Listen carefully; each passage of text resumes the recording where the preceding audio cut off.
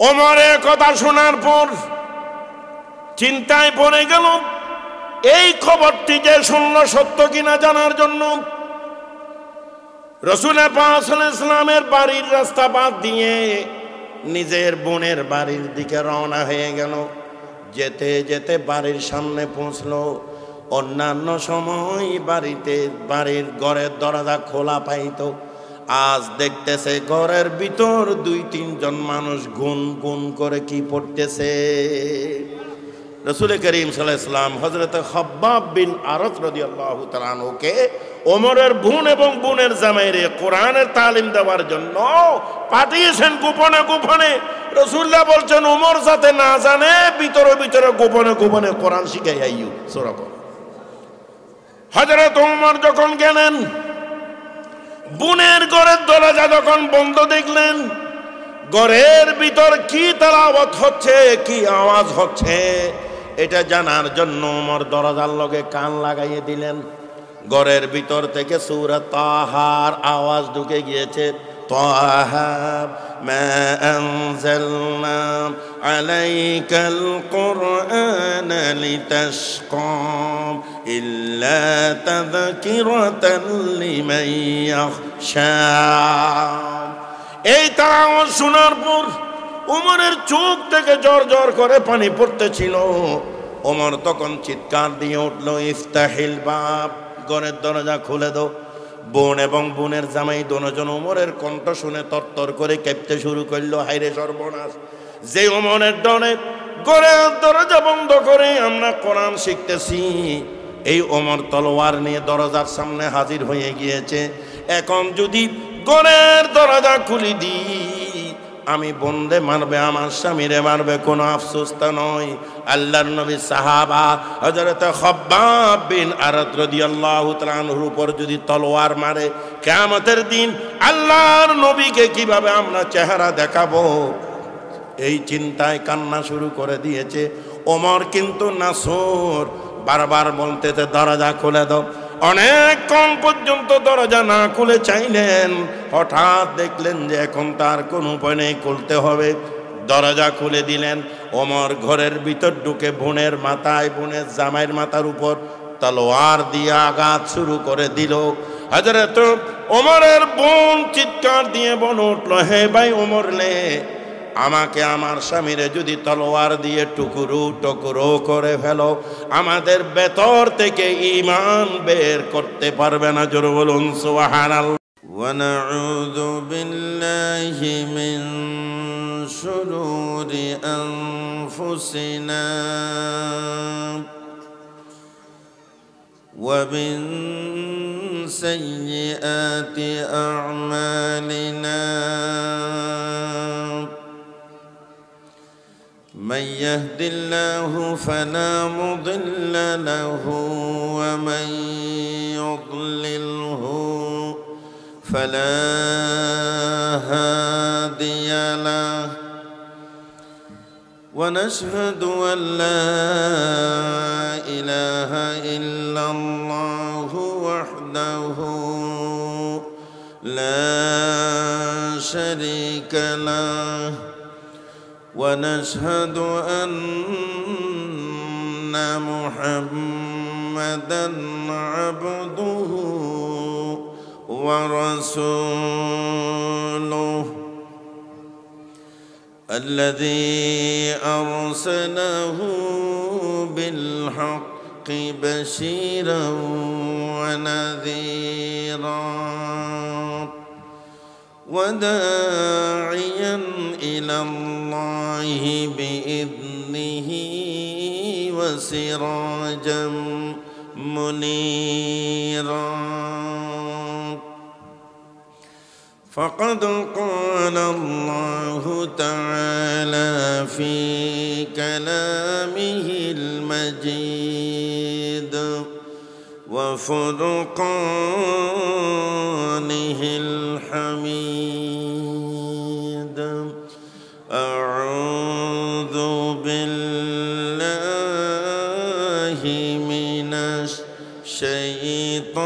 الشيطان الرجيم.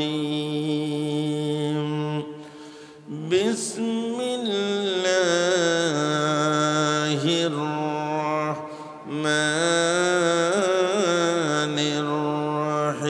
الرحيم وإن كنتم في ريب مما نزلنا على عبدنا فأتوا بسورة من مثله وادعوا شهداءكم من دون الله إن كنتم صادقين وقال تعالى في شان حبيبه آمرا ومخبرا إن الله وملائكته يصلون على النبي يا أيها الذين آمنوا صلوا عليه وسلموا تسليما اللهم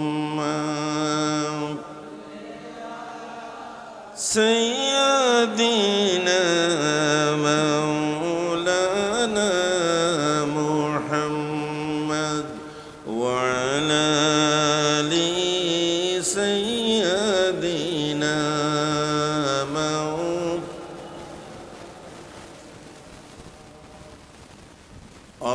اللهم صل على سيدنا مولانا محمد وعلى آل سيدنا مولانا بلغ العلا بكماله كشف الدجى بجماله حسنت جميع خصاله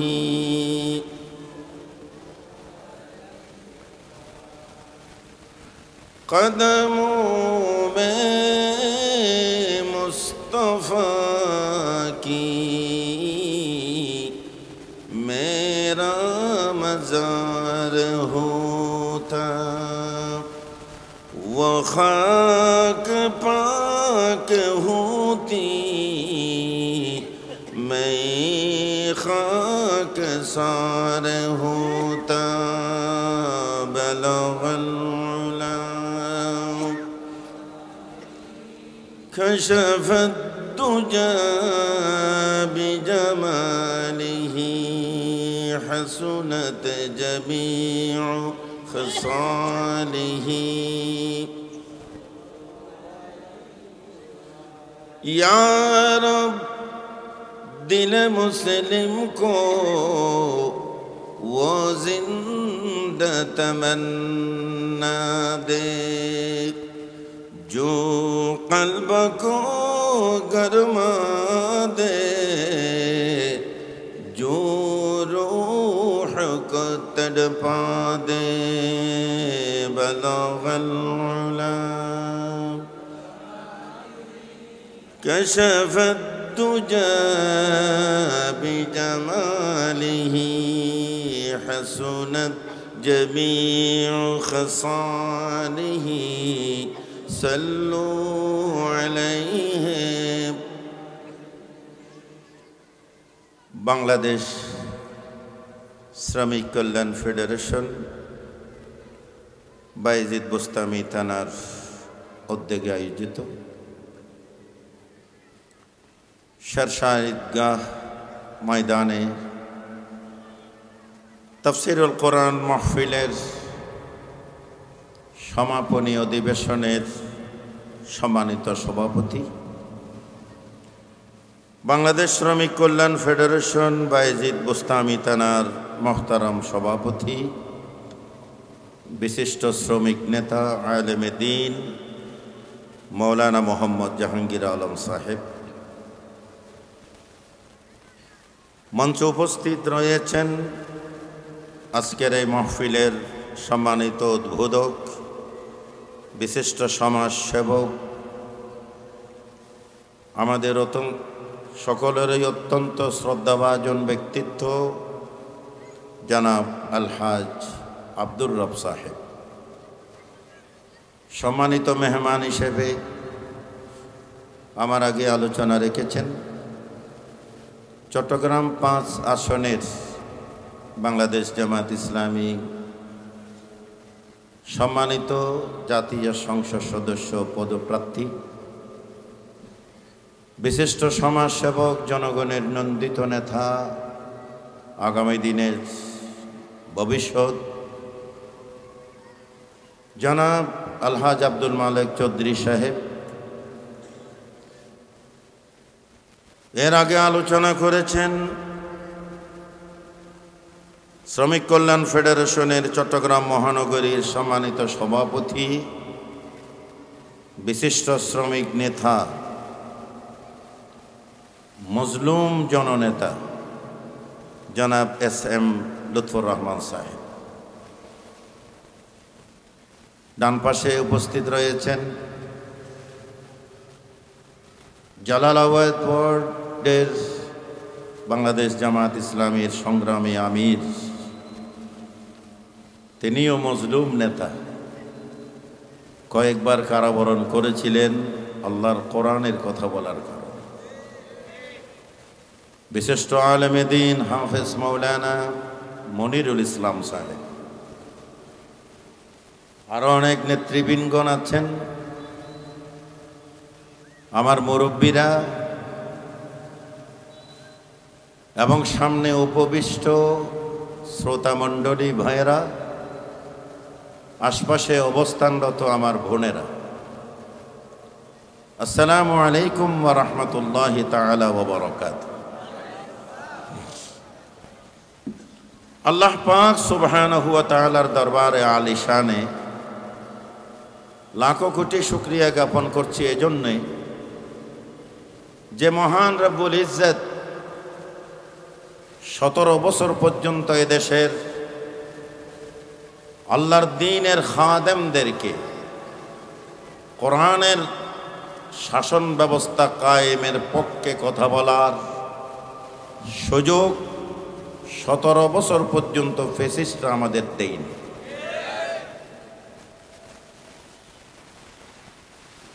আমি অনেক মাহফিলে ফ্যাসিস্টদের আমলে গাড়ি নিয়ে রওনা দিয়েছি, আধা পথ থেকে আবার গাড়ি ফিরিয়ে চলে আসতে হয়েছে। বহু মাহফিলে ফ্যাসিস্টদের প্রেতাত্মারা প্রশাসনের সহযোগিতা নিয়ে, শক্তি নিয়ে মাহফিল বানচাল করে দিয়েছে। আজকে যেই এদেশের দামাল ছেলেরা, শিক্ষার্থীরা বৈষম্য বিরোধী আন্দোলনে নেতৃত্ব যারা দিয়েছেন, সাধারণ শিক্ষার্থী থেকে শুরু করে এদেশের গণমানুষ, শ্রমিক, কৃষক, মেহনতি মানুষেরা রাজপথে বুকের তাজা রক্ত ঢেলে দিয়ে এদেশের আলেমদেরকে এবং ইসলামের পক্ষে কথা বলার জন্য পরিবেশ তৈরি করে দিয়েছে। যারা শাহাদত বরণ করেছে, আমরা তাদেরকে আল্লাহ তাআলার দরবারে শহীদ হিসেবে কবুল হওয়ার জন্য দোয়া করি, বলুন আমিন। যারা পঙ্গুত্ব বরণ করে এখনো পর্যন্ত হাসপাতালের বিছানায় কাতরাচ্ছে, আল্লাহ তাআলা তাদেরকে গাজী হিসেবে কবুল করুন এবং আল্লাহ তাআলা তাদেরকে সহসা সুস্থ হয়ে ময়দানে আমাদের সাথে আবার ফিরে আসার তৌফিক দিন, আমিন। প্রিয় ভাইয়েরা, আলোচনা হয়েছে দীর্ঘক্ষণ পর্যন্ত। আমিও আপনাদের সামনে যেহেতু কথা শুরু করেছি, নির্ধারিত সময় পর্যন্ত কিছু আলোচনা রাখব। আল্লাহ যদি আমাকে তৌফিক দেন ইনশাআল্লাহ। মাহফিল হচ্ছে কোরআনুল কারীমের। কার? কোরআনুল কারীমের। কোরআনুল কারীমের তাফসীর এখানে আজকে আয়োজন করা হয়েছে। যে কোরআনকে ইমাম আহমদ ইবনে হাম্বল রহমতুল্লাহ আলাইহি খলিফা মামুন রশিদের যুগে একটি বিষয় নিয়ে নির্যাতন নিপীড়নের শিকার হয়েছিল। খলিফা মামুন রশিদ দাবি করেছিল আল কোরআন হাদিসুন, কোরআন হচ্ছে এটা ধ্বংসশীল, এবং তার এই কথার উপরে তখনকার সময়ের 5-6টা কিছু আলেম প্রতিটি যুগে যুগে ছিল, আছে, সামনেও থাকবে। আলেমদেরকে টাকা দিয়ে, পয়সা দিয়ে, মোহনীয় অফার দিয়ে তার কথার পক্ষে তিনি জড়ো করেছেন। এক ব্যক্তি হযরত ইমাম আহমদ ইবনে হাম্বল রহমতুল্লাহ আলাইহি তিনি বলছেন কোরআন হাদিস নয়, কোরআন হচ্ছে কাদিম। তিনি বলছেন আল কোরআন কাদিমুন গায়রু মাখলুক, কোরআন হচ্ছে প্রাচীন, কোরআন হচ্ছে চিরঞ্জীব, চিরস্থায়ী। আল্লাহ যেমন চিরঞ্জীব, আল্লাহ যেমন চিরস্থায়ী, কোরআনও কাদিম, চিরঞ্জীব এবং চিরস্থায়ী। আল কোরআনু কাদিমুন গায়রু মাখলুক, তিনি বলছেন এটা মখলুক নয়। আল্লাহ যেমন আছেন, কোরআনও কিয়ামত পর্যন্ত থাকবে। সুবহানাল্লাহ বলেছেন। প্রিয় ভাইরা, খলিফা মামুন রশিদের কথায় যখন তিনি একমত হতে পারলেন না, তাকে শেষ পর্যন্ত একজন জাল্লাদ ঠিক করে প্রতিদিন রুটিন মাফিক তাকে বেত্রাঘাত করা হতো। 100টি বেত্রাঘাত করা হতো প্রতিদিন জনসম্মুখে। হাতকে রশি দিয়ে পেছনে বাঁধা, গায়ের জামা কাপড় খুইলা, হাজার হাজার দর্শকদের সামনে ইমাম আহমদ ইবনে হাম্বল রহমতুল্লাহ আলাইহিকে এভাবে নির্যাতন করা হতো, বেত্রাঘাত করা হতো, এবং প্রতিটি বেতের আঘাতে শরীর থেকে পিচকি বেড়ে রক্ত বের হয়ে যেত। পুরো শরীরকে ক্ষত বিক্ষত করা হয়েছিল। প্রতিদিন 1 ঘন্টা পর্যন্ত তাকে বেত্রাঘাত করা হতো। রুটিন মাফিক প্রতিদিন করছে। যে জল্লাদ ছিল সে একদিন দেখতে পাচ্ছিল বেত্রাঘাত করার সময় তিনি আসমানের দিকে এভাবে ছাইয়া হোঁট নেড়ে নেড়ে কি বলছিলেন মনে হচ্ছে। বেত্রাঘাত করার পর ওনাকে যখন আবার জেলে নিয়ে যাওয়া হলো, রুমে যখন ঢুকানো হলো, ওই জল্লাদ গিয়ে তাকে সসম্মানে প্রশ্ন করল, হুজুর আমি তো হুকুম পালন করছি রাষ্ট্রের, আমাকে এই জন্যই নিয়োগ দেওয়া হয়েছে, আমি হুকুম পালন করছি, কিন্তু এতদিন পর্যন্ত আপনাকে আমি বেত্রাঘাত করে করে আসতেছি, কোনোদিন আপনি আসমানের দিকে উপরের দিকে তাকাইয়া কিছু কন নাই। আজকে হঠাৎ দেখলাম যে আপনি আসমানের দিকে তাকাইয়া কি একটু বলছিলেন, এখানে তো কেউ নেই, আপনি কি বলবেন আমাকে? আপনি ঠোঁট লেরে কি বলছিলেন?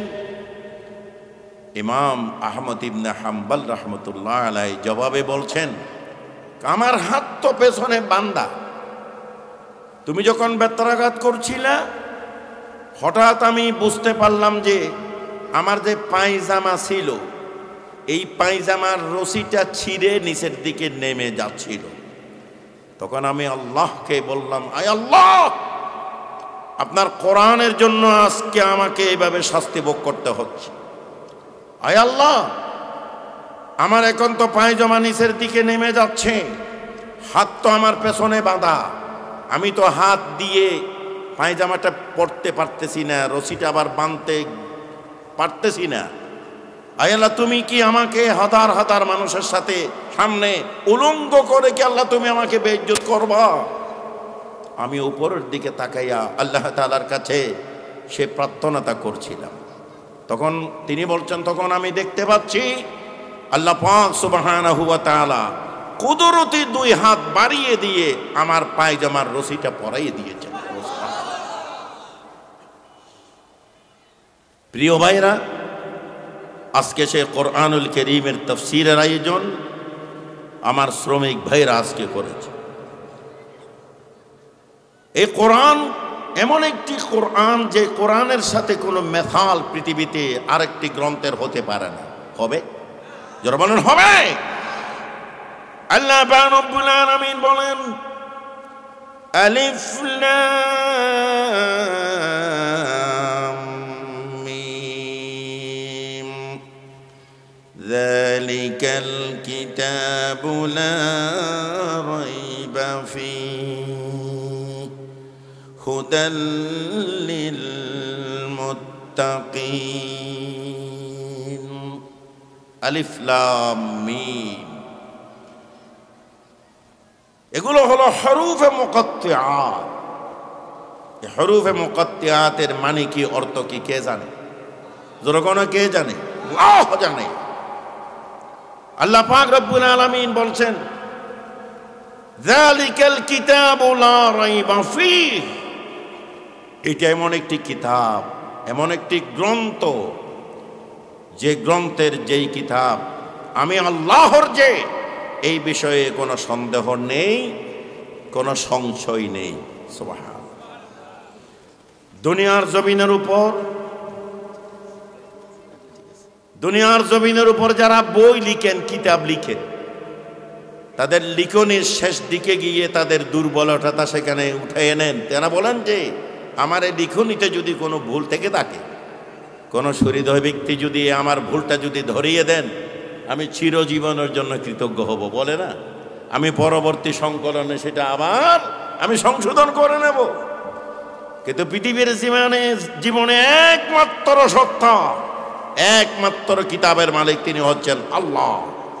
তিনি এই কিতাবের শেষে নয়, এই কিতাবের শুরুতেই তিনি বলছেন, আলিফ লাম মিম যালিকাল কিতাবু লা রাইবা ফীহি।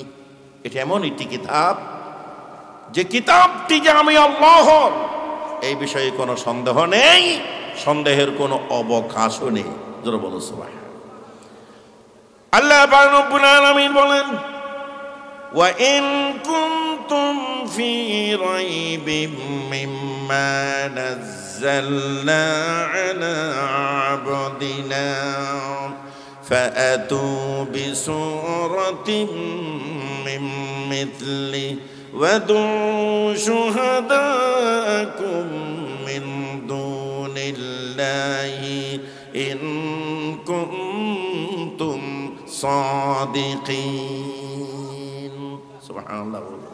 আল্লাহ পাক বলছেন আমার বান্দার উপর, আমার হাবিবের উপর, আমার রাসূলের উপর যে কিতাব আমি নাজিল করেছি, এই কিতাবের বিষয়ে যদি কারো কোনো সন্দেহ থেকে থাকে, ফাআতু বিসূরাতিন মিন মিথলি ওয়াদউ শুহাদাআকুম মিন দুনিল্লাহ ইন কুনতুম সাদিকিন। তোমাদের দাবির উপর যদি তোমরা সত্য হয়ে থাকো, এই কোরআনের সূরার মতো দেখে একটি সূরা বানিয়ে নিয়ে আসো। আল্লাহ ছাড়া যত সাহায্যকারী তোমাদের পৃথিবীতে আছে, যত জ্ঞানী, যত পণ্ডিত, যত তোমাদের সাহায্যকারী আছে, সকলেই মিলে পরামর্শ করে কোরআনের সূরার মতো দেখে একটি সূরা বানিয়ে নিয়ে আইও। আল্লাহ রাব্বুল আলামিন বলছেন, জবাব দিলেন, فإن لم تفعلوا ولن تفعلوا فاتقوا النار التي وقودها الناس والحجارة أعدت للكافرين। আল্লাহ পাক বলছেন, পাত্তিনো কঠিন খালো কিয়ামত পর্যন্ত এই কোরআনের সূরার মতো একটি সূরা বানানো কারো পক্ষে সম্ভব নয়। কে বলছেন? জোরে বলেন, কে বলছেন? আল্লাহ পাক সুবহানাহু ওয়া তাআলা বলছেন। তাহলে যারা অস্বীকার করো আমি আল্লাহর কোরআন নয় বলে যারা বলো, ফাত্তাকুন নারাল্লাতী ওয়াকুদুহান নাস ওয়াল হিজারা উইদ্দাত লিল কাফিরিন, ওই জাহান্নামের আগুন থেকে নিজকে বাঁচাও যেই জাহান্নামের জ্বালানি হবে মানুষ আর পাথর দিয়ে। যেরকম নাউজুবিল্লাহ।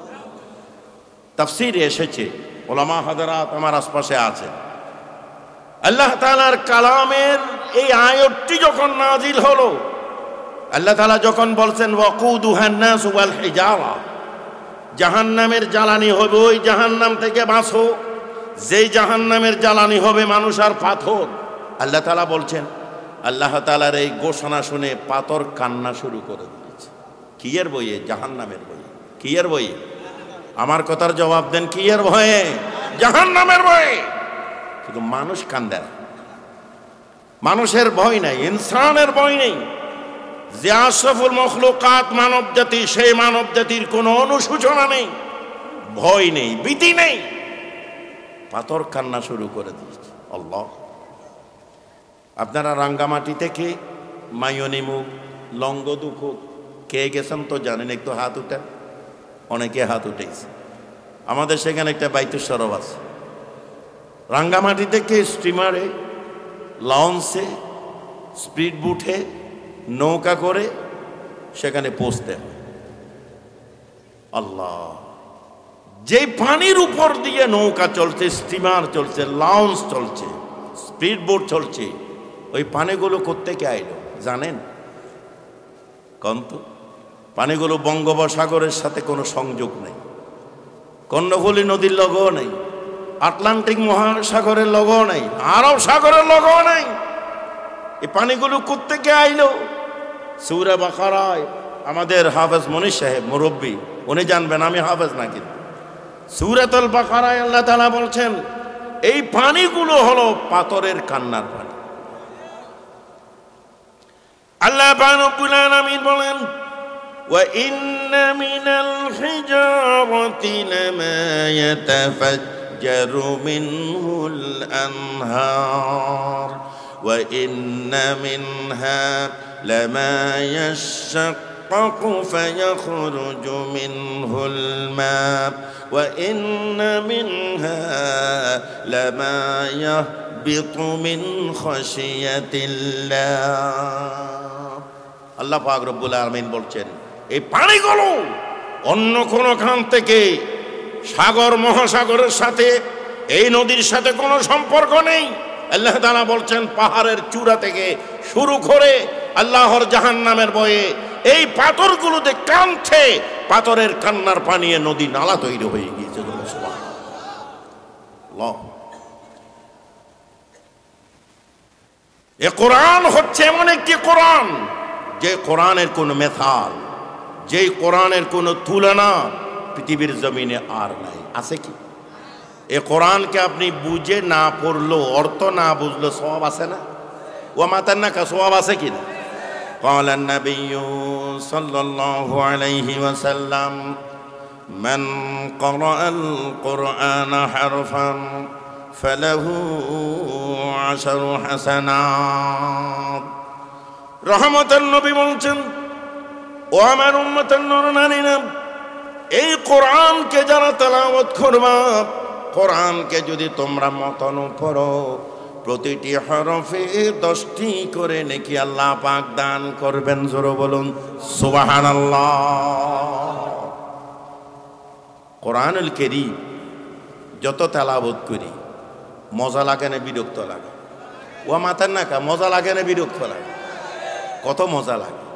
ইসলামী সঙ্গীত একটা ছেলে যদি একবার পড়ে, এর পরে দিন আরেকটা ছেলে যদি ওই সঙ্গীত পড়ে, শ্রোতারা কই কি হ্যাঁ বেটা তেপ ইতে পড়ছে, আবার তুইও হরস, নতুন একটা কিছু জানলি ক না হয় নাম কইব কি জনগণ কইব কি। কিন্তু সূরাতুল ফাতিহা আজীবন নামাজের প্রতিটি রাকাতে পড়তে পড়তে বুড়া হয়ে গিয়েছি। আজ পর্যন্ত কেউ কইছেনি সূরাতুল ফাতিহা পড়তে পড়তে আর গাল বোতা হয়ে গিয়েছে? কেউ কইছে নি? করে যখন কইছে না, নবী করিম সাল্লাল্লাহু আলাইহি ওয়াসাল্লাম বলছেন, ও আমার উম্মতের নরনারীরা, তোমরা যে কোরআন শরীফ তেলাওয়াত করবা একটু সুর দিয়ে পড়ো। قال النبي صلى الله عليه وسلم حسنوا القرآن بأصواتكم فإن الصوت الحسن يزيد القرآن حسنا। রহমতের নবী বলছেন, ও আমার উম্মতেরা, তোমার কণ্ঠ দিয়ে তুমি সুন্দর করে সুললিত কণ্ঠ দিয়ে তুমি কোরআন শরীফ তেলাওয়াত করো। ফাইন্না সাউতাল হাসানা ইয়াজিদুল কুরআনা হুসনা।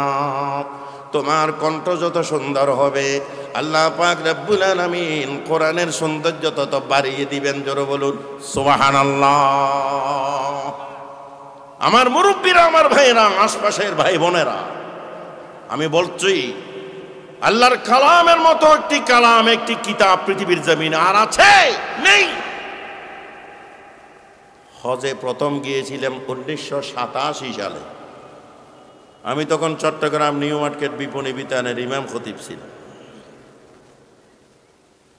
হজে গেলাম, মদিনা শরীফে মসজিদে নববীতে শেখ সুদাইস ফজরের নামাজ পড়াচ্ছিলেন। ফজরের নামাজে প্রথম রাকাতে তিনি সূরা আর রহমান তেলাওয়াত করছেন। বিশ্বাস করেন, সূরা আর রহমান যখন তিনি তেলাওয়াত শুরু করলেন, এমন কোন মুসল্লি বাদ যায়নি যার চোখ থেকে ঝরঝর করে পানি পড়ে। সবাই গুন গুন করে কান্না শুরু করে। আল্লাহ, আমি নিজেও নিজের কান্না সামলাতে পারছি না। সালাম ফিরানোর পরে ডান বাম দিকে যখন আমি তাকালাম, আমি দেখতে পাচ্ছি মুসল্লিদের চোখের পানি সিনে ভিজে রয়েছে। বাংলাদেশি একজন হাজির কাছে আমি জিজ্ঞেস করলাম, ভাই আপনি কানলেন কেন? আমার মনে হচ্ছিল লৌহে মাহফুজ থেকে কোন কোরআন নাজিল হচ্ছে। সুবহানাল্লাহ। আমার মুরব্বীরা, সে কোরআন কি? আল কোরআন হুয়া কালামুল্লাহ। এ কোরআন হচ্ছে কার কালাম? এটা কোন মানুষের কালাম। আল মুনাজ্জালু আলা রাসূলিল্লাহ। এটা নাযিল হয়েছে কার উপর? মুহাম্মদুর রাসূলুল্লাহ সাল্লাল্লাহু আলাইহি ওয়াসাল্লাম। হাদিস শরীফে এসেছে, আরাফাতের ময়দানের রহমতে পাহাড় জবালে রহমতের পাদদেশে ইসলামের সর্বশেষ বিধিবিধান সম্পর্কিত আয়াতটি যখন নাযিল হচ্ছিল, তাফসীরে এসেছে, আল-ইয়াউমা আকমালতু লাকুম দীনাকুম ওয়া আতমামতু আলাইকুম নি'মাতি ওয়া রাদিতু লাকুমুল ইসলাম দীনা। কোরআনুল কারীমের বিধিবিধান সম্পর্কিত সর্বশেষ এই আয়াতটি নাজিল যখন হচ্ছিল, নবী করিম সাল্লাল্লাহু আলাইহি ওয়াসাল্লাম জবালে রহমতের কাছে নিচে পাদদেশে উষ্টির উপর বসা ছিলেন। তাফসীরে এসেছে, ওট ওহীর ভার সহ্য করতে না পেরে ঠাস করে মাটিতে বসে গিয়েছিল। সুবহানাল্লাহ। হাদিস শরীফে এসেছে, মুহাম্মদুর রাসূলুল্লাহ সাল্লাল্লাহু আলাইহি ওয়াসাল্লামের উপর যখন ওহী আসতো, কোরআন যখন নাজিল হতো, আল্লাহ রাসূলের জ্বর এসে যেত নবী। আল্লাহু আকবার। এইজন্য আল মুনাজ্জালু আলা রাসূলিল্লাহ, যে কোরআন নাজিল হয়েছে কার উপর? মুহাম্মদুর রাসূলুল্লাহ সাল্লাল্লাহু আলাইহি ওয়াসাল্লাম। আমার আগে একজন বক্তা বলেছিলেন, আম্মা জান আয়েশা সিদ্দিকা রাদিয়াল্লাহু তাআলা আনহার কাছে সাহাবায়ে কেরামগণ একদিন প্রশ্ন করেছিলেন, কাইফা কানা খুলুকুন নবী সাল্লাল্লাহু আলাইহি ওয়াসাল্লাম, হে মা আয়েশা, রাসূলের চরিত্রটা কেমন? আম্মা জান আয়েশা বলছেন, এই প্রশ্নটি আপনারা আমার কাছে কেন করলেন? আমি যেমন রসুলের সান্নিধ্যে আছি, আপনারা কেন নাই? কোন আছি তো। তারপরে এই প্রশ্নটি কেন করলেন? সাহাবায়ে কেরামগণ বলছেন, আম্মা আপনি রসুলের যত কাছে আছেন অত কাছে তো আমরা পৌঁছতে পারিনি, এজন্য আপনার কাছ থেকে আমরা এই বিষয়ে একটু জানতে চাচ্ছি রসুলের চরিত্র কেমন। তখন আয়েশা সিদ্দিকা রাদিয়াল্লাহু তাআলা আনহা প্রশ্ন করলেন, আপনারা কি কোরআন শরীফ তেলাওয়াত করেন নাকি? সাহাবায়ে কেরামগণ আমরা কোরআন শরীফ তো তেলাওয়াত করি। আম্মা জান আয়েশা বলছেন, কানা খুলুকুহুল কোরআন, রসুলের চরিত্র হলো 30 পারা কোরআন শরীফ। সুবহানাল্লাহ। হাদিসে এসেছে নবী করিম সাল্লাল্লাহু আলাইহি ওয়াসাল্লাম যখন মদিনার অলিগলিতে হাঁটতেন, একজন সাহাবা আর একজন সাহাবাকে কইতেন যে এই দেখ আল্লাহর কোরআন হেঁটে যাচ্ছে, কোরআন হেঁটে। আল মাকতুবু ফিল মাসাহিফ, কোরআন শরীফ এটা গ্রন্থ আকারে লিপিবদ্ধ করা হয়েছে। সুবহানাল্লাহ। ওয়াল মানকুলু আনহু নাকলান মুতাওয়াতিরান বিলা শুবহাতিন, লৌহে মাহফুজ থেকে যেভাবে কোরআন নাজিল হয়েছে অক্ষর সহ জের জবর পেশ সহ হুবহু সংরক্ষিত রাখা হয়েছে। জোরে বলো সুবহানাল্লাহ। এই কোরআনের দ্বিতীয় কোনো কালাম পৃথিবীতে আর হতে পারে না। সুবহানাল্লাহ। এজন্য কোরআনের কাছে যদি প্রশ্ন করা হয়, হ্যাঁ কোরআন তোমার নাম কি? কোরআন বলবে বাল হুয়া কুরআনুম মাজিদ, আমি একটি সম্মানিত কোরআন, মর্যাদাবান কোরআন। জোরে বলো সুবহানাল্লাহ। হে কোরআন তোমার বাড়ি কোথায়? ফি লাউহিম মাহফুজ, কোরআন বলে আমার বাড়ি কোথায়? সংরক্ষিত স্থানে, লৌহে মাহফুজে। জোরে বলো সুবহানাল্লাহ। হে কোরআন তুমি কখন নাজিল হয়েছ? কোন মাসে তুমি নাজিল হয়েছ? কোরআন বলবে শাহরু রমাদানাল্লাযী উনজিলা ফীহিল কোরআন, এই কোরআন নাজিল হয়েছে 12 মাসের মধ্যে অন্য কোন মাসে নয়। কোন মাসে? যেরকম কোন মাসে? রমজান মাসে। রমজান মাসে কোরআন নাজিল হয়েছে বিধায় এ রমজানের সম্মান মর্যাদা বেড়ে গিয়েছে। যেরকম সুবহানাল্লাহ। কোরআনের সাথে যেই জিনিসটা লাগে আমাদের সিটাঙে কয় বাজে, এটাও দামি হয়ে যায়। যেরকম ঠিক কিনা? আচ্ছা কন তো দেখি, মাসের লগে কোরআনের সম্পর্ক আছে বিদায় মাসটা দামি হয় নাই? কি বলেন, দামি হয় নাই? আপনারা জুজদান চিনেননি? কোরআন শরীফের কভার চিনেননি? ও আচ্ছা কন যে কোরআন শরীফ উল্লাই যে জুজদান বানাই, ভালো কাপড় দিয়ে কি বানাইনি? মাথার নাকা লঙ্কলট কাপড় দিয়ে, ঠিক কি? একেবারে নিম্ন দামের কাপড় দিয়ে কোরআন শরীফের জুজদান বানাই, ঠিক কি? আচ্ছা এই কোরআনের জুজদানটা যদি কোনোদিন কোনো মুমিনের পায়ে লাগে, সালাম করতে করতে মুখের পানি শুকাইয়ে ফেলে। কিরো এত অল্প দামি কাপড় রে আপনি এত সালাম করেন কাপড় দে? বেটা কইসরা এই কোরআন লগে কোরআনের সম্পর্ক আছে। যেরকম সুবহানাল্লাহ। 30,000 টাকা, 50,000 টাকা, 1 লাখ টাকার বিয়ের শাড়ি, বউয়ের নতুন শাড়ি, বিয়ের শাড়ি, এই শাড়ির লোকের ঠ্যাং বাজিলি কেউ কি সালাম করবনি? না লাতি আরেকটা মারে দিবে? যেরকম কি করব? এত অল্প দাম, যে অল্প দামে কাপড়ের লগে মুমিনের ঠ্যাং লাগলে, পা রাখলে সালাম করতে করতে মুখের পানি শুকাই ফেলে। সুবহানাল্লাহ কইতেন। আচ্ছা কোরআনের রিয়াল এখন তো প্লাস্টিকের রিয়াল হয়েছে।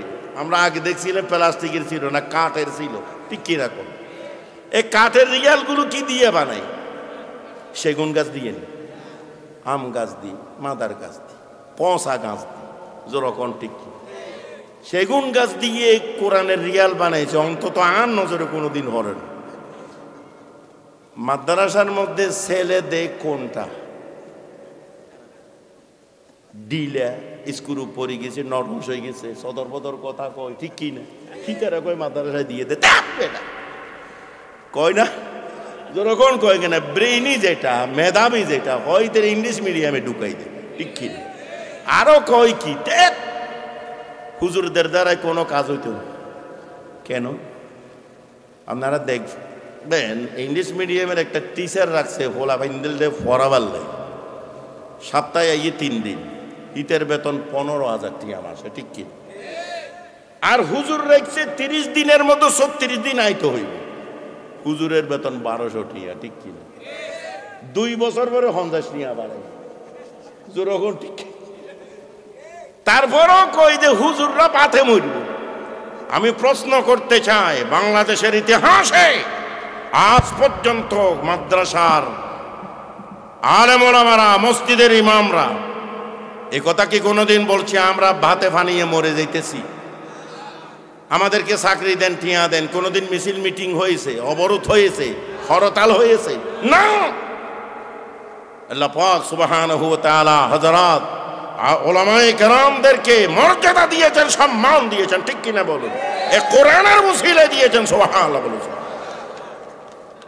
ওগো মুসলমানেরা আল্লাহ পাক রব্বুল আলামিন বলেন পৃথিবীতে আল্লাহর কোরআনের সাথে তুলনা হয় এমন কোন কিতাব আর হতে পারে না এজন্য কোরআন রমজান মাসে নাজিল হওয়ার কারণে এই কোরআন এই মাসের সম্মান বৃদ্ধি পেয়েছে জোরে বলুন সুবহানাল্লাহ এই কোরআন দিনে নাজিল হলো না রাতে হলো কোরআন বলছে ইন্না আনজালনাহু ফি লাইলাতিল কদর ওয়া মা আদরাকা মা লাইলাতুল কদর লাইলাতুল কদরি খায়রুম মিন আলফি শাহর কোরআন দিনে নাজিল হয় না রাতে হয়েছে এই রাতে হওয়ার কারণে কদরের রজনীতে এই কোরআন নাজিল হওয়ার কারণে ওই রাতটা দামি হয়ে গিয়েছে যেরকম সুবহানাল্লাহ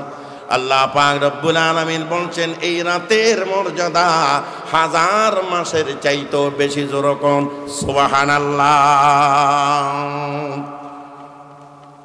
এই কোরআন মানুষের কোনো ফায়দা আছে কি না আল্লাহ পাক রব্বুল আলামিন বলছেন হুদাল লিন-নাসি ওয়া বায়িনাতিম মিনাল হুদা ওয়াল ফুরকান এই কোরআন হচ্ছে মানুষের জন্য হিদায়াত এবং সত্য পথ যাত্রীদের জন্য এই কোরআন হচ্ছে সুস্পষ্ট নির্দেশ আর মুমিন এবং কাফিরদের মাঝে পার্থক্য বিধানকারী হচ্ছে আল কোরআন জোরে বলুন সুবহানাল্লাহ সুবহান কোরআন কিভাবে তেলাওয়াত করবেন আল্লাহ পাক রব্বুল আলামিন বলছেন ওয়ারাতিলিল কুরআন তারতিলা কোরআনকে তেলাওয়াত করতে হবে ধীর স্থির ভাবে তারতিল সহকারে তাজবিদ সহকারে এই কোরআন শরীফকে তেলাওয়াত করতে হবে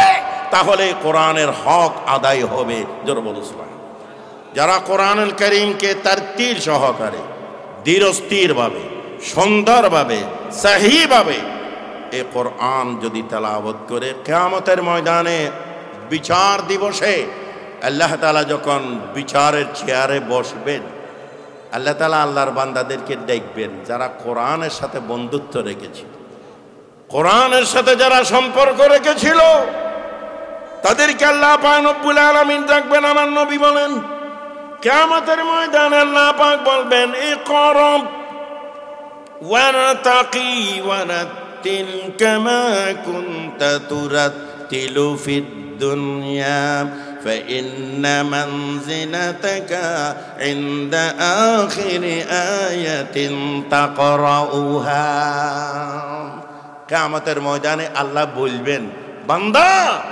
তুমি দুনিয়াতে কোরআন তেলাওয়াত করছিলা আমি আল্লাহ শুনছি কিন্তু তুমি আমাকে সেদিন দেখো নাই আমি তোমারে দেখছি আজকে কিয়ামতের ময়দানে আমি বিচারের চেয়ারে বসে রয়েছি বান্দা তুমি আজকে আমি আল্লাহরে সাই কোরআন পড়ো আমি আল্লাহকে দেখে দেখে তুমি কোরআন পড়ো কিভাবে তুমি কোরআন পড়বা ওয়ারাতিল কামা কুনতা তুরাতিলু ফিদ দুনিয়া দুনিয়ার মাঝে যেভাবে তোমরা কোরআন তেলাওয়াত করেছিলে তার তীর সহকারে আজকেও সেভাবে কোরআন তেলাওয়াত করো এবং বলবেন ইকরা ওয়ারতাকি, তুমি কোরআন পড়ো, আল্লাহর জান্নাতের সিঁড়ি বেয়ে বেয়ে উপরে উঠতে থাকো। ফাইন্না মানজিলাতাকা ইনদা আখিরি আয়াতিন তাকরাউহা, আল্লাহর জান্নাতের সিঁড়ি বেয়ে বেয়ে তুমি উপরে উঠতে উঠতে কোরআনের তেলাওয়াত শেষ হবে, আল্লাহর জান্নাতের সুউচ্চ আসনে গিয়ে তুমি পৌঁছে যাইবা। জোরে বলুন সুবহানাল্লাহ। একটু দরুদ শরীফ পড়ুন। বালাগাল উলা বিকামালি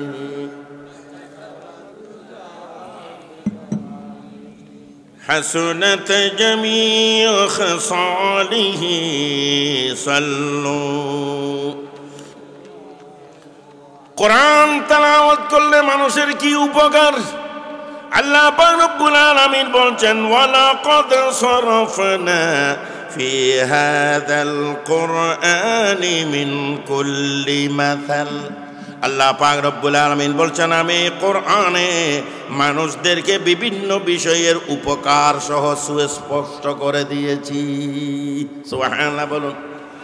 আল্লাহ পাক রব্বুল আলামিন বলবেন وَنُنَزِّلُ مِنَ الْقُرْآنِ مَا هُوَ شِفَاءٌ وَرَحْمَةٌ لِّلْمُؤْمِنِينَ وَلَا يَزِيدُ الظَّالِمِينَ إِلَّا خَسَارًا।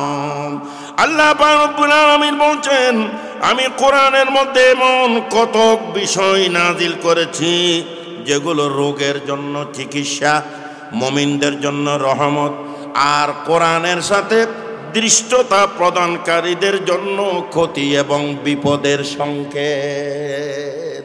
আল্লাহু আল্লাহ। কোরআনের সাথে যারা বেয়াদবি করবে তাদের ক্ষতি হবে না লাভ হবে? যখন তাদের ক্ষতি হবে না লাভ হবে। প্যারেড ময়দানে যুগ যুগ ধরে ইসলামী সমাজ কল্যাণ পরিষদ আয়োজিত তাফসীর মাহফিল হতো। কোরআনের পাখি আল্লামা সাঈদী সেখানে তাফসীর করতেন। ফ্যাসিস্টরা কোরআনের মাহফিলকে বন্ধ করে দিয়েছে, ঠিক কিনা বলুন? আজকে বাংলাদেশ থেকে সাঈদী বলেছিল তোমার কোথাও জায়গা হবে না, পুট করে তুমি দিল্লিতেই পড়তে হবে, ঠিক কিনা বলো না? আল্লামা সাঈদী যে ভবিষ্যৎবাণী করেছেন অক্ষর অক্ষরে সেটা হয়ে গিয়েছে। সুবহানাল্লাহ। আল্লাহ পাক রব্বুল আলামিন বলেন وَنُنَزِّلُ مِنَ الْقُرْآنِ مَا هُوَ شِفَاءٌ وَرَحْمَةٌ لِّلْمُؤْمِنِينَ وَلَا يَزِيدُ الظَّالِمِينَ إِلَّا خَسَارًا। আল্লাহ পাক বলছেন আমি কোরআনের মধ্যে এমন কত বিষয় রেখেছি যেগুলো রোগের জন্য শেফা। সূরাতুল ফাতিহা অপর নাম হচ্ছে সূরাতুশ শিফা। সুবহানাল্লাহ। বিভিন্ন রোগে আপনি ভোগেন। আমার ওস্তাদ ছাত্র জীবনে আমারে বলছিলেন প্রতিদিন খালি পেটে এক গ্লাস পানি নিয়ে 3 বার দরুদ শরীফ পড়বা, একবার সূরাতুল ফাতিহা পড়বা, আবার 3 বার দরুদ শরীফ পড়বা, নিজে নিজে ফুঁক দিয়া পানিগুলো তুমি পান করবা। সমস্ত রোগ থেকে নিয়ত করে যদি তুমি পান করো সেবা হয়ে যাবে। সুবহানাল্লাহ। আমরা মসজিদের হুজুরদের কাছে যাই, হুজুর একটু হানি হরাই দেন, কই কিনা। আবার কেউ কেউ হুজুর একটা তাবিজ দেন, ঠিক কিনা? ও বাউরে, একটা তাবিজ দেন হুজুর। তাবিজের হুজুর আছে না কতগুলো, যখন আছে কিনা বল, নাম কইতাম না। কোতোয়ালির ওখানে আমি তো স্টেশন মসজিদে দীর্ঘদিন ধরে আছি, 33 বছর চলতেছে। এক ইমাম সাহেব পানিতে হুক দিল, হিতে যারে দিছে হিতে টিয়ানো দিয়ে চলে যাইতেছে, দইছে খাবার লগে। কিরে বেড়া, হুক দিছি, আমি লেখাপড়া করছি এত বছর কষ্ট করে, তোরে কি ফিরি দিব নি?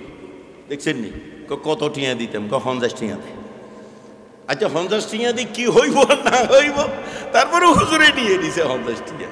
আরে বেড়া, কোন ব্যক্তি যদি হুজুরকে সম্মান করে কিছু খাওয়ার জন্য, পান টান খাওয়ার জন্য কিছু দেয়, আলহামদুলিল্লাহ। একটা হুক দিলা সূরাতুল ফাতিহা পড়ে তোমার টিয়া দিতে হইব।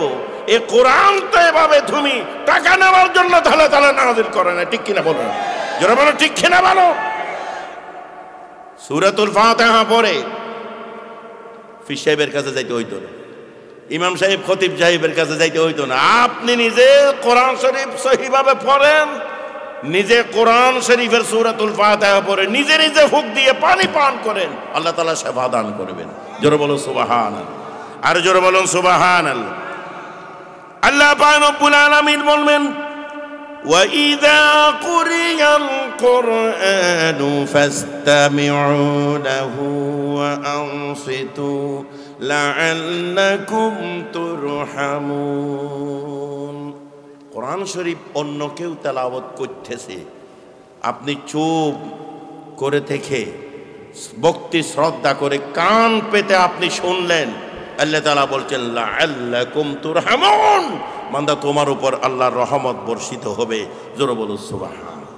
কোরআনের কত আকর্ষণ। নাখলা নামক একটি জায়গায় নবী করিম সাল্লাল্লাহু আলাইহি ওয়াসাল্লাম রাতভর হেঁটে হেঁটে যাচ্ছিলেন।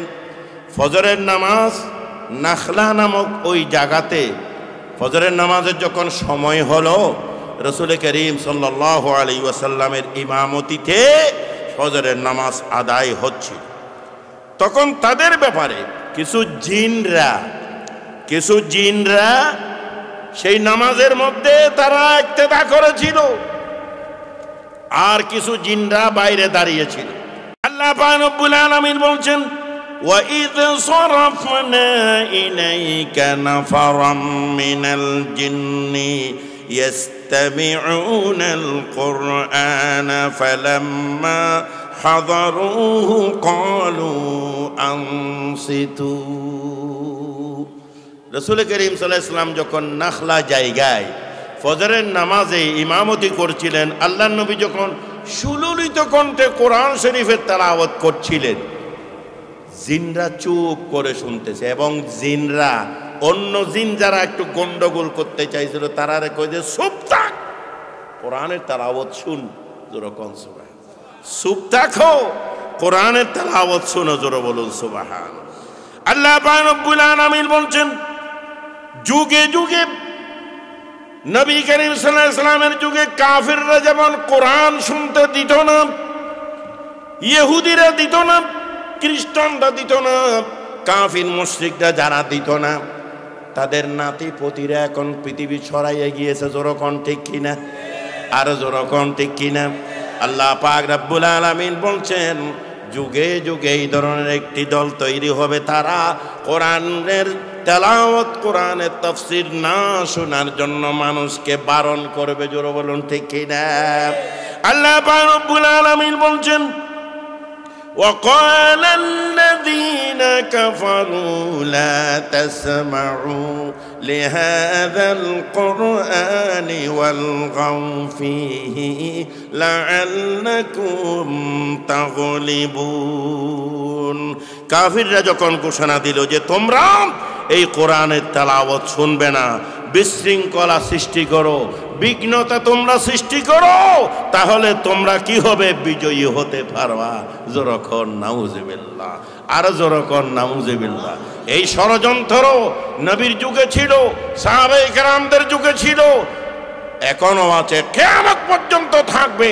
তারপরও আমরা কোরআন থেকে আমরা বিচ্ছিন্ন হব না, হব না, হব না। ঠিক কিনা বলুন? যারা বলো ঠিক কিনা বলুন? আমার মুরব্বীরা, আমার ভাইরা, এই কোরআনে তো বড় একটি নিয়ামত আমানত। আল্লাহ পাক রব্বুল আলামিন পাহাড়কে অনুরোধ করেছিলেন কোরআন তোমারকে দিব। এই পাহাড় কোরআনকে গ্রহণ করেনি।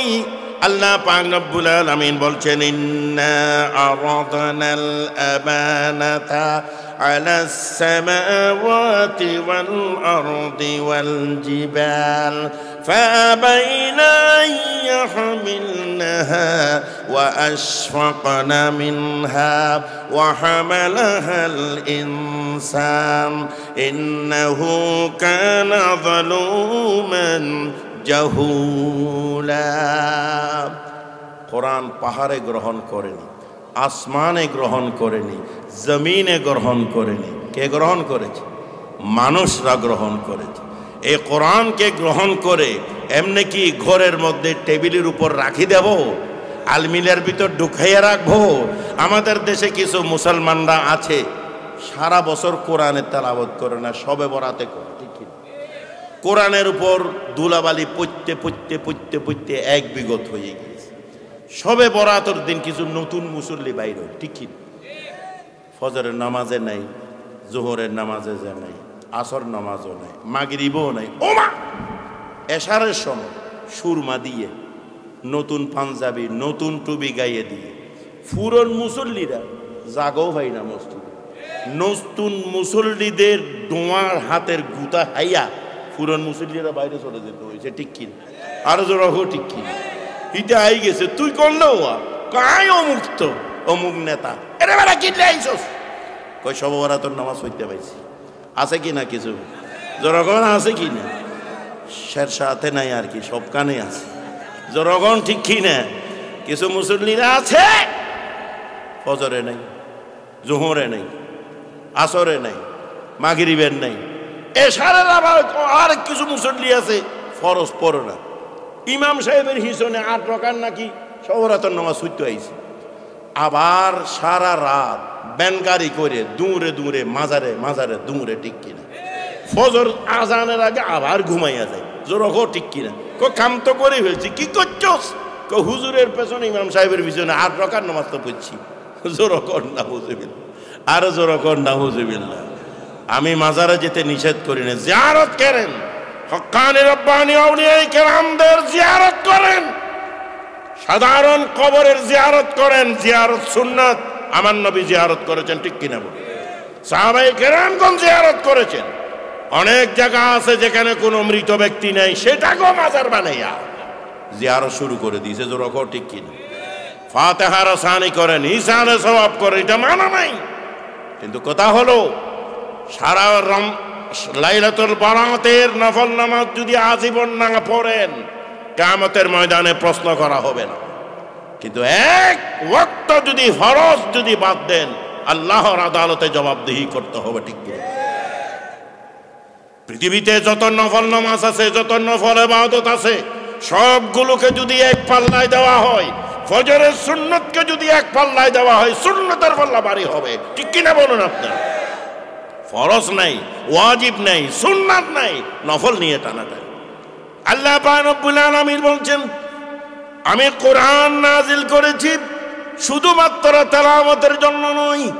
আল্লাহ পাক রব্বুল আলামিন বলছেন, আফাতুমিনুনা বিবাউযিল কিতাবি ওয়া তাকফুরুনা বিবাউযিন ফামা জাযাউ মান ইয়াফআলু যালিকা মিনকুম ইল্লা খিযুন ফিল হায়াতিদ দুনিয়া ওয়া ইয়াউমাল কিয়ামাতি ইউরাদ্দুনা ইলা আশাদ্দিল আযাব। কোরআনের কিছু অংশকে আপনি বিশ্বাস করলেন, কিছু অংশকে আপনি মানলেন, আর কিছু অংশকে মানলেন না। আল্লাহ পাক রব্বুল আলামিন বলছেন, ফামা জাযাউ মান ইয়াফআল যালিকা মিনকুম ইল্লা খিযুন ফিল হায়াতিদ দুনিয়া। এই আচরণ যদি তোমরা করো, দুনিয়াতে তোমাদেরকে লাঞ্ছিত করা হবে, অপমানিত করা হবে, বেইজ্জতি করা হবে, অপদস্থ করা হবে। ওয়া ইয়াউমাল কিয়ামাতি ইউরাদ্দুনা ইলা আশাদ্দিল আযাব, এবং কিয়ামতের ময়দানে তোমাদেরকে কঠিন আযাবে ফায়সালা করে নিক্ষিপ্ত করা হবে, ঠিক কিনা? যারা বলো ঠিক কিনা বলুন। কোরআনের আলিফ লামের আলিফ লাম থেকে, বিসমিল্লাহর বা থেকে ওয়ান নাসের সিন পর্যন্ত কোরআন হচ্ছে বিসমিল্লাহ দিয়ে শুরু করেতেন, বা দিয়ে, আর মিনাল জিন্নাতি ওয়ান নাস শেষের অক্ষরটা হলো সিন, আগেরটা হলো বা, শেষেরটা হলো সিন। বাস বসমানি হলো আপনার ব্যক্তি জীবন, পারিবারিক জীবন, সামাজিক জীবন, অর্থনৈতিক জীবন, রাজনৈতিক জীবন, রাষ্ট্রীয় জীবন, আন্তর্জাতিক জীবনের সব কিছু বাস এই কোরআনের মধ্যে রয়েছে। জোরে বলো সুবহান, আর জোরে বলেন সুবহান।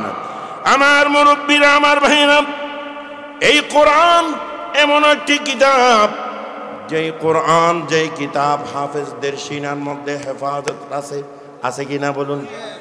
বাইবেল বলুন, ইনজিল বলুন, তাওরীত বলুন, জবুর বলুন, কোন হাফেজ আল্লাহর দুনিয়াতে নাই, জোরকন ঠিক কিনা? কিন্তু কোরআনুল কারীমের হাফেজ পৃথিবীর জমিনে অলি গলিতে রয়েছে, জোরকন ঠিক কিনা? আল্লাহ পাক রব্বুল আলামিন বলছেন, এই কোরআন আমি নাজিল করেছি, এই কোরআনের হেফাজতকারী হলাম আমি আল্লাহ। সুবহানাল্লাহ বলুন। দুনিয়ার জমিন থেকে যদি সমস্ত কোরআনগুলোকে যদি জ্বালিয়ে দেওয়া হয়, এমন এমন হাফেজে কোরআন আমাদের দেশে আছে যারা এই তাদের সিনার ভেতর থেকে, মুখ থেকে আবার কোরআন বের হবে। জোরে বলো সুবহানাল্লাহ, সুবহান। প্রিয় ভাইরা, বলতে চাচ্ছিলাম, বাংলাদেশের স্বাধীনতার পর থেকে যেসব সরকাররা আসছিলেন, 54 বছরে কোন সরকার আমরা পাই নাই যারা কোরআনের রাজ এই জমিনে কায়েম, ঠিক কিনা বলুন? বাংলাদেশের জনসংখ্যার মাঝে মুসলিম বেশি না অন্য ধর্মাবলম্বীরা বেশি? মুসলিম বেশি। 95 থেকে 96 জন শতকরা মুসলমান এই জমিনে আছে। বাংলাদেশের নিম্ন আদালত থেকে সুপ্রিম কোর্ট পর্যন্ত যতগুলো আইনি ধারা আছে, সেগুলো কি কোরআনের না ব্রিটিশ প্রবর্তিত? আওয়াজ করে কোন কি এর? আমাদের দেশে অনেক হুজুররা কয়, কি রে ওয়া, বাংলাদেশের নামাজ পড়লে কি কেউ কি বাঁধা দেয়নি? রোজা রাখলে কি কেউ বাঁধা দেয়নি? কয় না অনেকে। আরে বেটা, রোজা রাখলে বাঁধা দেয় না, আবার রমজান মাসও দেখা যায় কালো কাপড় দিয়ে অলিয়ে গলিয়ে দোকান খুলে রাইখা আবার মানুষদের খাওয়াইও, ঠিক কিনা? আছে কিনা? আমাদের দেশে ইসলাম আছে তো, ইসলাম কোডে আছে, ইসলাম কোডে আছে। রাসূল পাক সাল্লাল্লাহু আলাইহি ওয়াসাল্লাম বলেছেন, এমন একটি সময় আসবে, লা ইয়াবকা মিনাল ইসলামি ইল্লা ইসমুহু ওয়া লা ইয়াবকা মিনাল ইসলামি মিনাল কুরআনি ইল্লা রাসমুহু। ইসলাম আছে নামের, নূরুল ইসলাম, হেফাজতে ইসলাম, জোরগণ ঠিক কিনা? আমিনুল ইসলাম, খবিরুল ইসলাম আছে তো, নো আছে না? জোরগণ আছে কিনা? ইসলাম আছে। নবী করিম সাল্লাল্লাহু আলাইহি ওয়াসাল্লাম বলেছেন, লা ইয়াবকা মিনাল ইসলামি ইল্লা ইসমুহু, নামটা থাকবে ইসলামের। ওয়া লা ইয়াবকা মিনাল কুরআনি ইল্লা রাসমুহু, রসমের জন্য কোরআন থাকবে। বিল্ডিং উদ্বোধন করছে, কয় হুজুরদের দিয়ে একটা খতম পড়াও, ঠিক কিনা? যখন ঠিক কিনা? উমা খতম পড়াও, ছেলের পরীক্ষা আছে, এসএসসি পরীক্ষা, খতম পড়াও, ঠিক কিনা? কোন এই কোরআনের রসম থাকবে। শুধুমাত্র এই জন্য কোরআন আল্লাহ পাক নাজিল করেনি, আল্লাহ পাক নাজিল করেছেন সমাজ, দেশ, রাষ্ট্রকে পরিচালনা করার জন্য। জোরে বলুন ঠিক কিনা? স্বাধীনতার পর থেকে কোন সরকার এই জমিনে কোরআনের আইন বাস্তবায়ন করার জন্য আসে নাই, আসে না, আসে না, ঠিক কিনা বলো? আমাদেরকে অনেকেই কয় আমরা নাকি ধর্ম ব্যবসায়ী। কি রো ধর্ম ব্যবসায়ী কেনে বুঝলেন? কয় তোমরা জান্নাতের টিকিট বিক্রি করতেছে, কইতেছে না এখন? কি রো আরা কখন কইছি জান্নাতের টিকিট বিক্রি করে? আজীবন আর মাথার টুবি আছিল, আমাদের কর্মীদের মাথায় টুবি আছিল। আজানের লগে লগে আমরা আজীবন নামাজ পড়ছি, আমাদের ভূতেরাও পড়ে, কর্মীরাও পড়ে, নেতারাও পড়ে, ঠিক কিনা? তোমারা না ধর্ম ব্যবসায়ী, আজীবন তোমার মসজিদে দেখা যায় না, নির্বাচন আসলে টুবি একটা দিয়ে বড় বুজুর্গ সাজিয়ে যাও, তখন ঠিক কিনা? আমরা তো ধর্ম ব্যবসায়ী নয়, তোমরা ধর্ম ব্যবসায়ী। নির্বাচন আসলে তোমরা ধর্মকে ব্যবহার করো, ঠিক কিনা বলো? আর এমন আমাদের পাঁচ হাঁটো তোমরা, ঠিক কিনা বলো? প্রিয় ভাইরা, সম্মান করে বলছি, আমাদেরকে এইভাবে এসব শব্দ দিয়ে, যেগুলো যে আচরণের সাথে আমাদের কোনো সম্পৃক্ততা নেই, এসব অভিযোগগুলো দিয়ে আমাদেরকে খাটু করতে চাইবেন না, আপনারা নিজেরা খাটু হয়ে যাবেন। যখন ঠিক মাদার গাছের লগে যদি কলা গাছে যদি কুস্তি ধরে কি করলো মাদার গাছের করি না ক্ষতি না কলা গাছের ক্ষতি কর না ও কারো ক্ষতি আমাদের কোনো ক্ষতি নেই আমি সেদিন এখানে কইছি আমরা ভোট চাইতেছি নির্বাচন চাইতেছি এটা আমাদের ইসলামকে কায়েম করার জন্য চাইতেছি কারণ বাংলাদেশের সিস্টেমটা নির্বাচন কেন্দ্রিক সংসদের মধ্যে কোরআনের পক্ষে কথা বলার জন্য কিছু মানুষ যাইতে হইব ঠিক কিনা এই জন্য আমরা বলতেছি আমি সেদিনও কইছি ওখানে আমরা ভোট পাইলে কইব আলহামদুলিল্লাহ না পাইলে কইব সুবহানাল্লাহ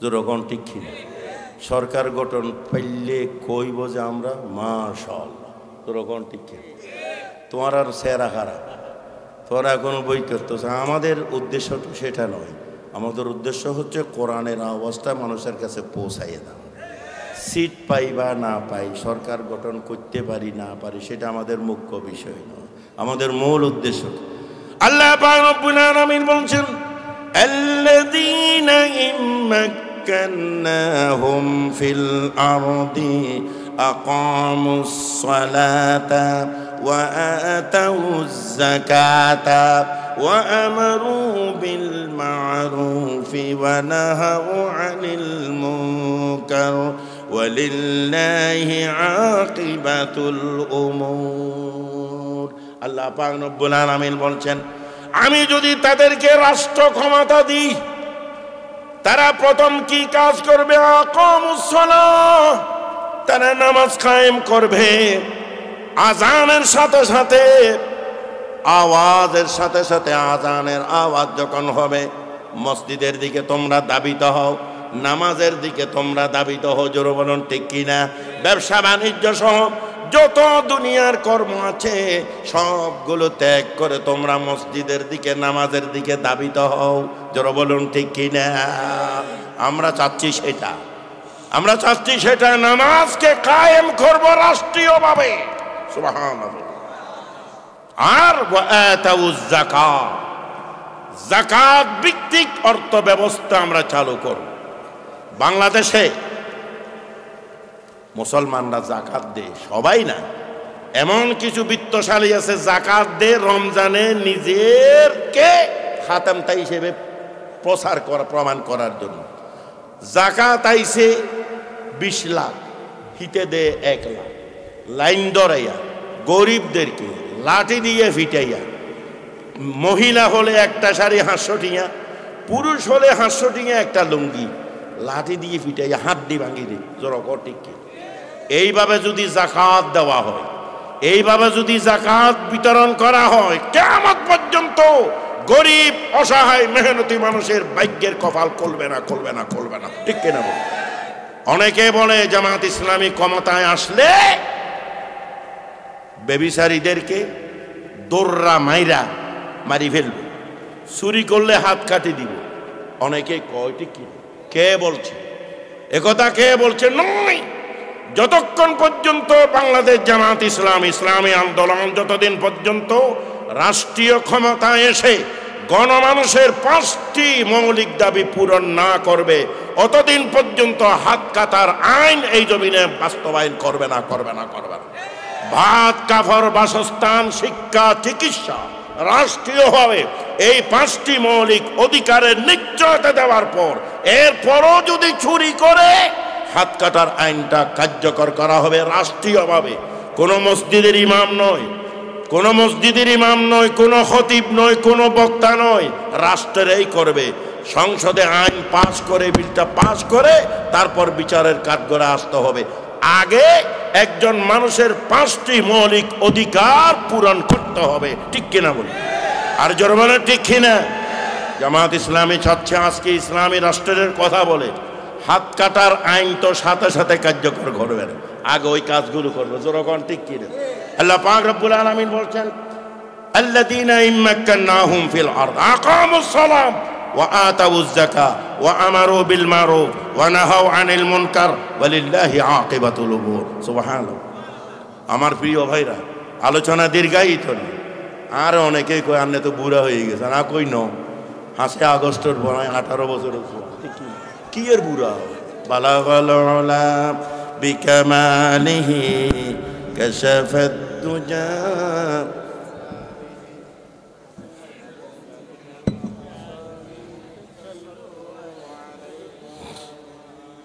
ইসলামী আইন জমিনে বাস্তবায়ন করে এত সহজ বিষয় নয় প্রিয় ভাইরা।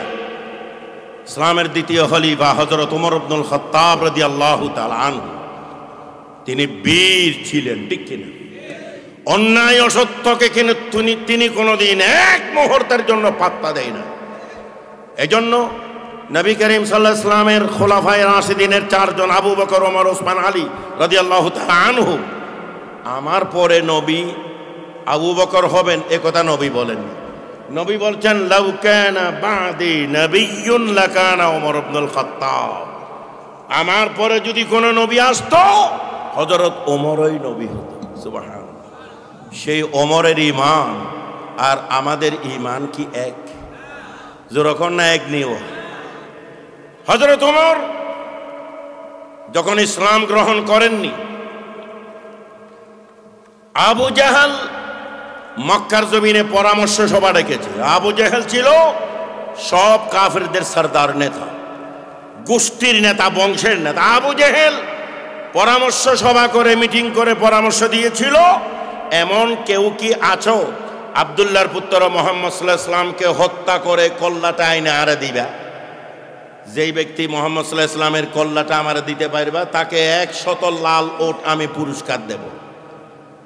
এই লোভনীয় অফারের কথা শুনে সবাই একজন আরেকজনের দিকে চায়। ওমর তো বীর, সুবহানাল্লাহ কইতেন না? ওমর তো বীর। ওমর তখন চিন্তা করল যে কাজটা করতে ফেললে তো 100 লাল ওট পাবো। নেতাজি আমি আনবো, আপনি ওটগুলো জোগাড় করো, না এখনো মোহাম্মদের কল্লা আনি দেব। যেরকম নাউজুবিল্লাহ। ওমর তলোয়ার নিয়ে দৌড়ে দৌড়ে যাচ্ছে। কিছু দূর যাওয়ার পর ওমরের এক বন্ধুর দেখা। বন্ধু কয় যে ওমর তুই কই যাও? মাতিস না, আমার অবস্থা ঠিক নেই। কি হয়েছে তোমার? আমি একটা ভালো কাজে যাইতেছি। কোনানে যাইতেছি? কোন না একটু। আব্দুল্লাহর পুত্র মোহাম্মদকে জবে করে কল্লাই নিয়ে আমার নেতার হাতে দিব এবং আমি 100 লাল ওট পুরস্কার পাব। ওমর মাথায় কোনো গ্যাস্ট্রিক হয়েছে নি? তোমার মগজের ভিতর মনে হয় গ্যাস্ট্রিক ধরছে। কি রব কি মাথায় কেন, মগজে কেন গ্যাস্ট্রিক হয়? তোমার মাথায় গ্যাস্ট্রিক হয়েছে কি রে? কয় খনা তোমার নিজের ঘরের খবর রাখছো নি? তোমার বোন ফাতেমা, বোনের জামাই, দোনোজন কলিমা পরে মুসলমান হয়ে ভেতরে ভেতরে মোহাম্মদের দলভুক্ত হয়ে গিয়েছে। আগে তোমার ঘর ঠিক করো, তারপর অন্য ব্যাপারে চিন্তা করি। ওমরের কথা শোনার পর চিন্তায় পড়ে গেল। এই খবরটি যে শুনল সত্য কিনা জানার জন্য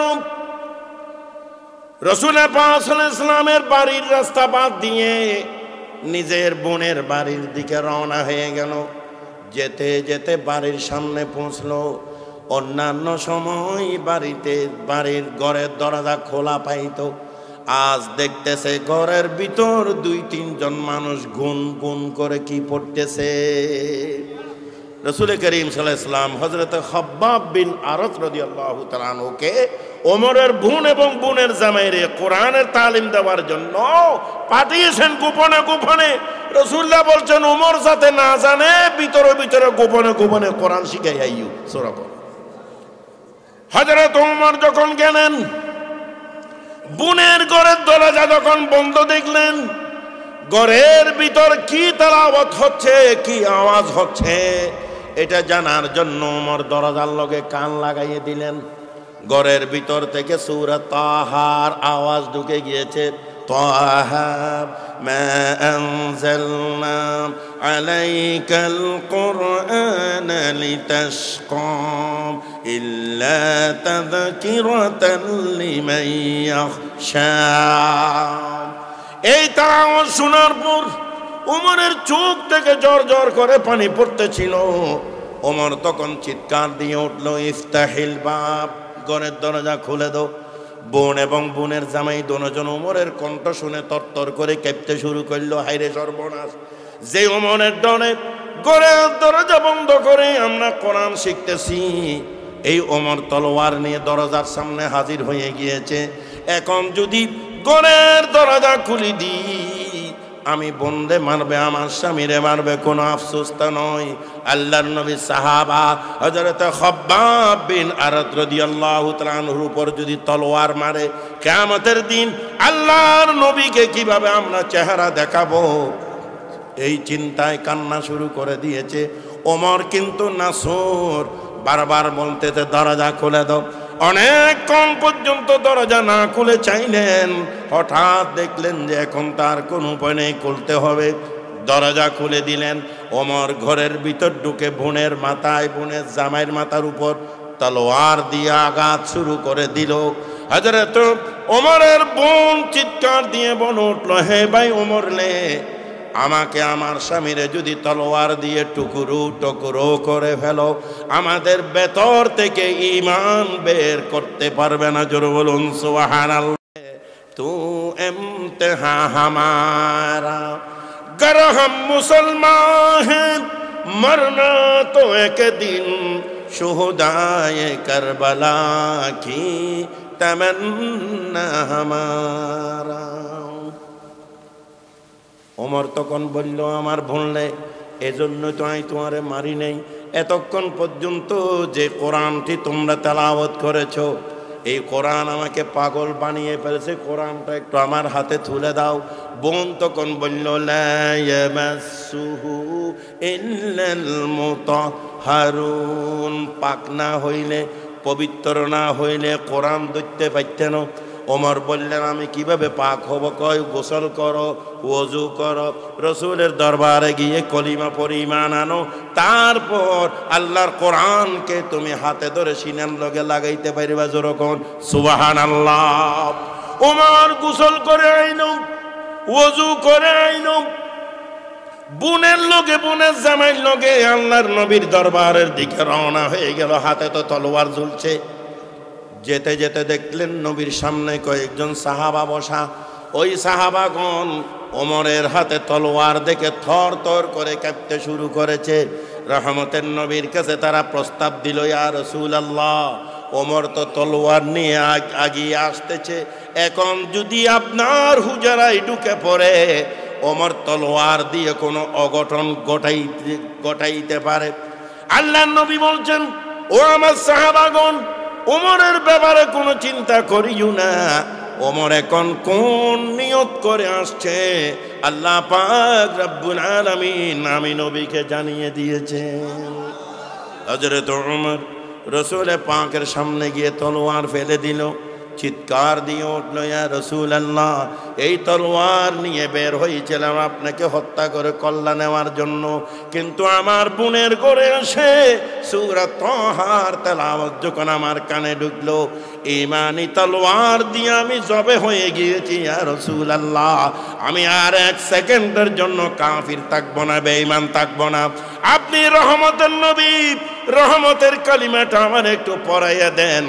আশহাদু আল্লা ইলাহা ইল্লাল্লাহু ওয়াহদাহু লা শারীকা লাহু ওয়া আশহাদু আন্না মুহাম্মাদান আবদুহু ওয়া রাসূলুহু। আমার ভাইরা, বলতে চাচ্ছিলাম, আলোচনার ইতি টানতে যাচ্ছি। আল্লাহর কোরআন এসেছে শুধুমাত্র মতন পড়ার জন্য। কোরআনুল কারীম অর্থ সহকারে বুঝে ব্যক্তি, পরিবার, সমাজ এবং রাষ্ট্রকে গঠন করার জন্য কোরআনী আইন দিয়ে এই কোরআনকে পাঠানো হয়েছে। ঠিক কিনা বল? পৃথিবীতে দুটি সংবিধান আছে, একটি আল্লাহ প্রদত্ত, আরগুলো হলো মানব রচিত। ঠিক কিনা? মানব রচিত তন্ত্র মন্ত্র বিধান দিয়ে, সংবিধান দিয়ে মানুষের ভাগ্য পরিবর্তন করা যায়নি, যাবে না, কিয়ামত পর্যন্ত যাবে না। ঠিক কিনা? আল্লাহর কোরআনের আইন দিয়ে মানুষের ভাগ্যের পরিবর্তন করা যাবে। এজন্য আমরা চাচ্ছি আগামী নির্বাচনে জাতীয় সংসদে, পার্লামেন্টে এমন কিছু লোককে আমরা পাঠাতে চাই যারা কোরআনের আইনের পক্ষে কথা বলবেন। ঠিক, যারা কোরআন সুন্নাহর আইন প্রতিষ্ঠার বিষয়ে কথা বলবেন, মদ জুয়া দুর্নীতি সন্ত্রাস চাঁদাবাদী বন্ধের জন্য আওয়াজ তুলবেন, ঠিক কিনা বলুন? এই ধরনের কিছু ব্যক্তিদেরকে আগামী নির্বাচন শুধু এটা ভোট নয়, এটা একটা হচ্ছে আমাদের ইমানি পরীক্ষা, ঠিক কিনা? আগামী নির্বাচনে আমাদেরকে সিদ্ধান্ত নিতে হবে, আমাদেরকে পার্লামেন্টে এমন লোকদেরকে পাঠাতে হবে, এই দেশকে পুরানো ধাঁচে কি চালাবো না কোরআনের আইন দিয়ে চালাবো? পুরানো ধাঁচে যদি এই দেশ আবার চালিত হয়, এই দেশে কোন মুসলমানকে জানে আর রাখবে না, রাখবে না, রাখবে না, ঠিক কিনা মুসলমান? ঠিক কিনা বলুন? এজন্য ইসলামী আইন, কোরআনের আইন, এটা শুধু মুসলমানদের জন্য শান্তি শৃঙ্খলা স্থিতিশীলতা বয়ে আনবে শুধু তা না, জাতি ধর্ম বর্ণ নির্বিশেষে সর্বকালের সর্বযুগের জন্য এই কোরআন শান্তির পয়গাম নিয়ে এসেছে, ঠিক কিনা বলুন? আসুন আমরা কোরআনের আইনের পক্ষে কথা বলার জন্য এই ধরনের ব্যক্তিদেরকে, সৎ এবং যোগ্য আমানতদার ব্যক্তিকে জাতীয় সংসদে পাঠাবার জন্য আমাদেরকে নিজের রায়, নিজের মতামতটা দিয়ে পার্লামেন্টকে পবিত্র করতে হবে, ঠিক কিনা? এই যুদ্ধের মধ্যে আমাদেরকে বিজয়ী লাভ করতে হবে। আল্লাহ তাআলা এই যুদ্ধে, নির্বাচনী যুদ্ধে, ভোটের যুদ্ধে বিজয়ী লাভ করে বাংলাদেশের জমিনকে কোরআনের আইন দিয়ে সাজাবার জন্য আল্লাহ আমাদের তৌফিক দান করুক, আমিন।